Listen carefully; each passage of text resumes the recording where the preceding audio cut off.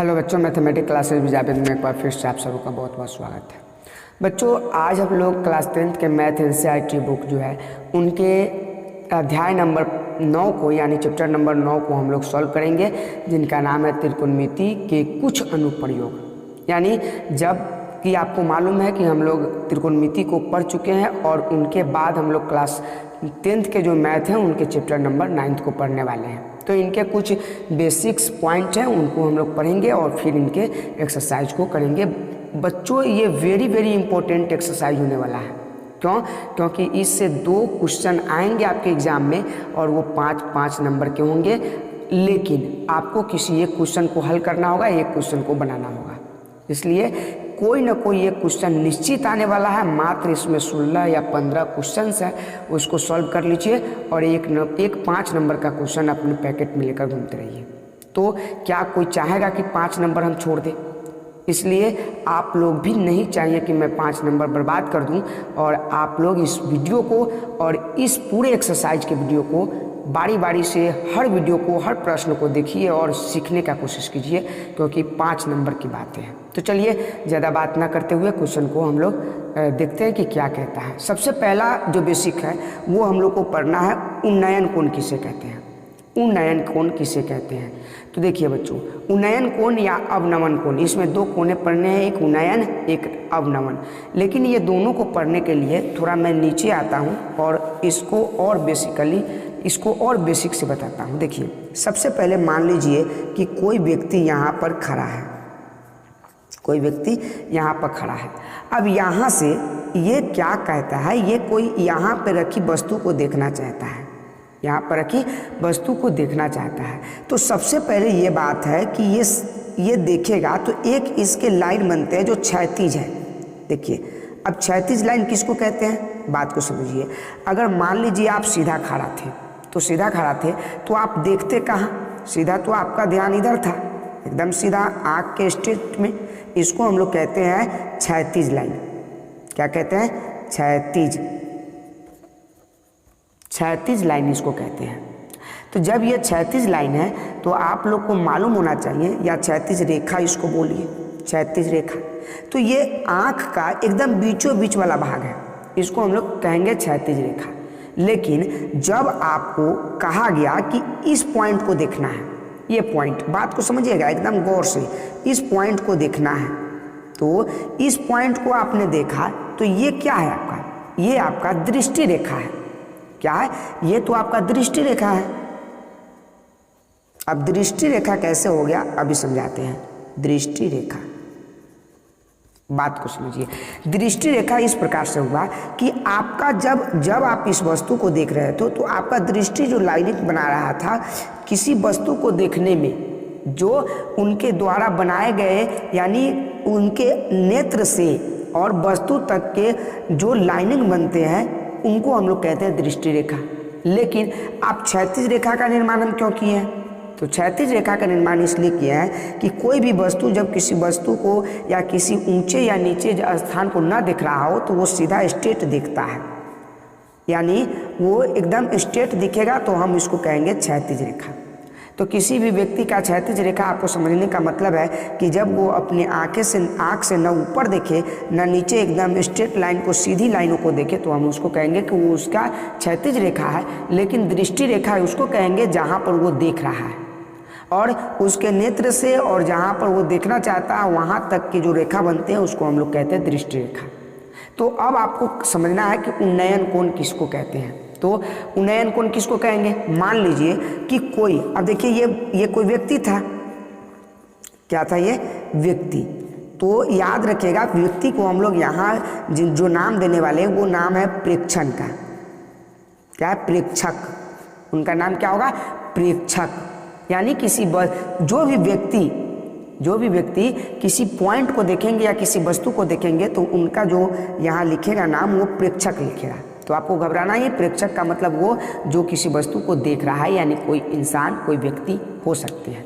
तो चलिए अब हम लोग यहाँ से देखते हैं कि उन्नयन कोण किसे कहते हैं। देखिए उन्नयन कोण समझने के लिए एक और पॉइंट को आप समझ सकते हैं कि जब कोई व्यक्ति किसी वस्तु को देखने के लिए अपने नयन को ऊंचा करे तो हम कहेंगे कि उसके बीच बने कोण को उन्नयन कोण कहा जा सकता है। देखिए उन्नयन कोण को हम कैसे लिख सकते हैं, देखिए यहाँ पर लिखेंगे ऊंचे प्लस नयन, ऊंचे जोड़ नयन। जब हम नयन का मतलब आँख होता है, जब हम आँखों को ऊपर की ओर करते हैं, किसी वस्तु को देखने के लिए हम आँखों को कहाँ करेंगे, ऊपर की ओर करेंगे, तो उसके बीच जो कोण बनेगा वो उन्नयन कोण होगा। अब देख लीजिए, मान लीजिए कि कोई व्यक्ति यहाँ पर खड़ा था, कोई व्यक्ति यहाँ पर क्या था, खड़ा था, कोई व्यक्ति यहाँ पर खड़ा था। अब यहाँ से ये अपनी आँखों से जब दिखेगा तो इसका तो क्षैतिज यही हो गया, ये लाइन इसका क्या हो गया, क्षैतिज रेखा, क्योंकि ये अपनी आँखों से अगर सीधा देखे तो इसी प्रकार से देखेगा। लेकिन जब भी हम कहें कि नहीं इस मीनार, इसका नाम दे देते हैं मीनार, ये मीनार है, और हम कहें कि इस मीनार के शिखर को देखना है। देखिए एक चीज़ आपको याद रखना है, ये जो ऊपर अब जैसे ये मीनार है तो मीनार के निचले वाले पद को हम लोग, निचले वाले स्थल को कहते हैं पाद बिंदु, ठीक है, और ऊपर वाले सबसे ऊपरी भाग को हम लोग कहते हैं शिखर। ये 2 पॉइंट भी याद रखने हैं। सबसे किसी भी मीनार का या भवन का या कोई भी होगा, पेड़ का जो भी होगा, वो अगर सबसे ऊपरी हिस्सा का बात किया जाए तो आपको कहना है कि वो शिखर कहलाएगा, और सबसे निचले तल का बात किया जाए तो वो पाद बिंदु कहलाएगा। ये आपको याद रखना है। पूछ देंगे कि हम मीनार का पाद बिंदु कौन है, तो सबसे निचले वाले जो सतह है, सबसे नीचे की जो भाग है उसको हम पाद बिंदु कहेंगे, और सबसे ऊपर का जो शिखर है, सबसे ऊपर की जो भाग है उसको हम लोग शिखर कहेंगे। तो देखिए अब हम यहाँ बात करते हैं कि ये जो व्यक्ति है इनका क्षैतिज लाइन कौन होगा, क्षैतिज रेखा तो यही हो गया। अब यही से हम कहें कि नहीं इस व्यक्ति को कहते हैं, इसको हम लोग क्या कहेंगे, प्रेक्षक कहेंगे, प्रेक्षक। तो हम इस प्रेक्षक को कहेंगे यहाँ से कि आपको कहाँ देखना है, उस मीनार के शिखर को देखना है। देखिए कहाँ देखना है, मीनार के शिखर को। तो ये जो किया, ये कहाँ देखा, मीनार के शिखर को देखा। तो जब भी हम नेत्र से किसी वस्तु पर अटैक करेंगे, किसी वस्तु को देखना चाहेंगे, तो वो हमारा जो लाइन बनेगा उसको कहेंगे हम दृष्टि लाइन या दृष्टि रेखा। क्या कहेंगे, दृष्टि रेखा, क्योंकि हम अपनी आंखों से उस वस्तु को देख रहे हैं। लेकिन हम जब किसी वस्तु को नहीं देखते होते तो हमारा क्षैतिज लाइन बनता है, इसको हम लोग क्या कहेंगे, क्षैतिज लाइन, क्षैतिज रेखा, या आप इसको भूमि भी कह सकते हैं। तो देखिए ये क्षैतिज रेखा था, यहाँ पर समझिएगा, ये क्षैतिज रेखा था जो सीधा बन सकता था, और ये दृष्टि रेखा था जहाँ पर कोई व्यक्ति देखना चाह रहा था। तो जब भी हम किसी वस्तु को अटैक करेंगे, देखेंगे, तो हम कहेंगे कि वो उसके सीध में जो रेखा बना है, लाइनिंग बना है, वो दृष्टि रेखा बना है। अब जब हम किसी वस्तु को नहीं देखेंगे तो उसके साथ जो क्षैतिज लाइनें बनेंगी, यानी सीधा उसके नेत्र के सामने लाइन बनेंगी, उसको हम लोग कहेंगे क्षैतिज रेखा। तो क्षैतिज रेखा और दृष्टि रेखा, इसके बीच में जो कोण बनते हैं उसको हम लोग कहते हैं उन्नयन कोण। उन्नयन कोण बड़े ही गौर से समझिएगा, ज़्यादा हार्ड नहीं है, हम इसको बहुत ही बेहतरीन से समझा रहे हैं, समझिएगा। तो ये प्रेक्षक क्या किया है, दृष्टि रेखा तो इसका ये हो गया कि भाई इस शिखर को देख रहा है, और इसका क्षैतिज रेखा तो आपको मालूम है कि क्षैतिज रेखा आँख के सीध में बनता है। तो आँख के सीध में ये रेखा बना, और ये दृष्टि रेखा, क्योंकि हम शिखर को देख रहे थे। तो दृष्टि रेखा और क्षैतिज रेखा के बीच बने कोण को हम क्या कहते हैं, उन्नयन कोण कहते हैं, उन्नयन कोण। मान लीजिए कि यहाँ पर कोई व्यक्ति खड़ा था, और यहाँ से कोई व्यक्ति क्या करता है, आँख लगाकर किसी चीज़ को देखता है।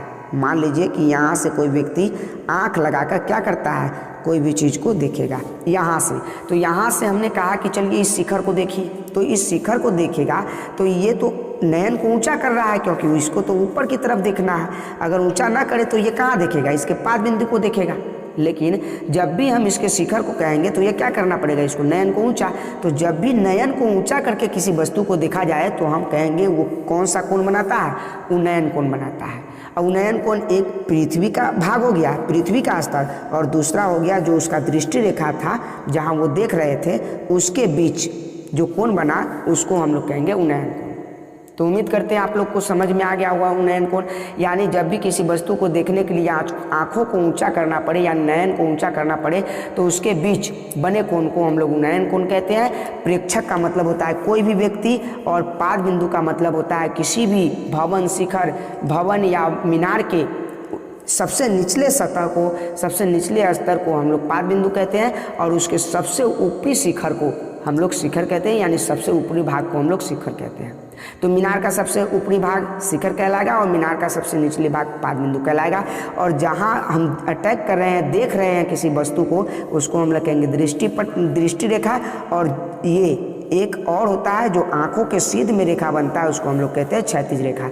और क्षैतिज रेखा और दृष्टि रेखा के बीच ही कोण का निर्माण होता है जिसको हम लोग कहते हैं उन्नयन कोण। तो ये हमको उम्मीद है कि आपको समझ में आ गया होगा। अब हम लोग दूसरे टॉपिक को पढ़ते हैं जिसका नाम है अवनमन कोण किसे कहते हैं। यहीं पे बच्चों इसी पे हम समझाने का कोशिश करते हैं, समझिएगा। अवनमन कोण,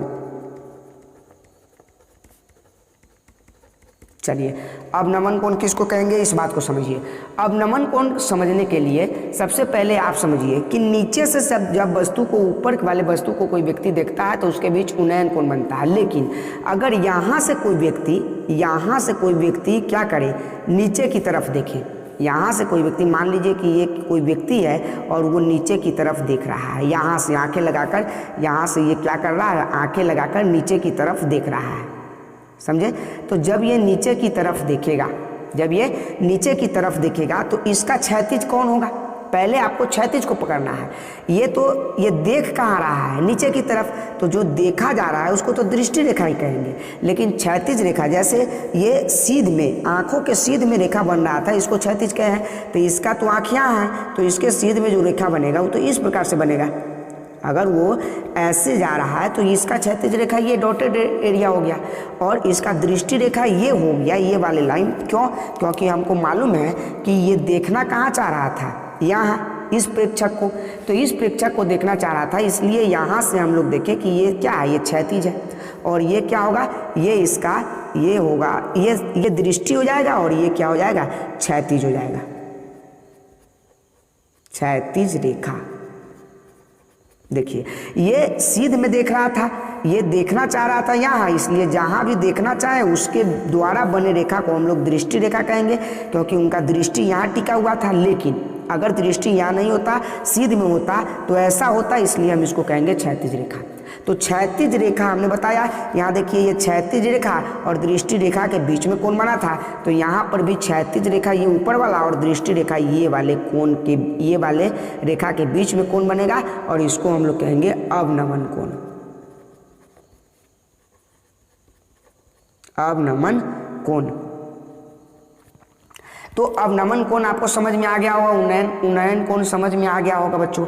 उम्मीद करते हैं कि आप लोग को अच्छा से समझ में आया होगा। अगर समझ में नहीं आया तो कमेंट कीजिए और भी अच्छा से हम समझाने का कोशिश करेंगे। चलिए तो अब हम लोग 2-3 बातें और समझ लेते हैं। सबसे पहले एक बार और रिवाइज कराते हैं कि इसको पाद बिंदु कहेंगे, किसी भी मीनार के निचले स्तर को पाद बिंदु, किसी भी मीनार के सबसे ऊपरी भाग को हम लोग शिखर कहते हैं। उसके बाद हम लोग उन्नयन कोण को देख लिया। उन्नयन कोण किसको कहते हैं, जो वस्तु को देखने के लिए नयन को ऊंचा करना पड़े तो उसको उन्नयन कोण कहते हैं। क्षैतिज रेखा और दृष्टि रेखा के बीच में बने कोण को उन्नयन कोण कहते हैं। और यहाँ पर हमने देखा ऊपर से क्षैतिज रेखा और दृष्टि रेखा के बीच में बना कोण अवनमन कोण कहलाया, क्योंकि ये ऊपर से नीचे की ओर देखा जा रहा था।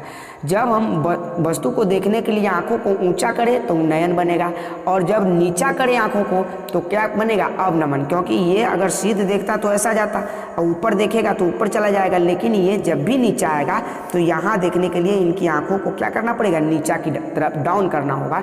तो हम कहेंगे कि इनके बीच बने कोण को अवनमन कोण कहते हैं। ठीक है, तो अब हम लोग बढ़ते हैं अगले टॉपिक की ओर कि आगे हम लोग को क्या पढ़ना है।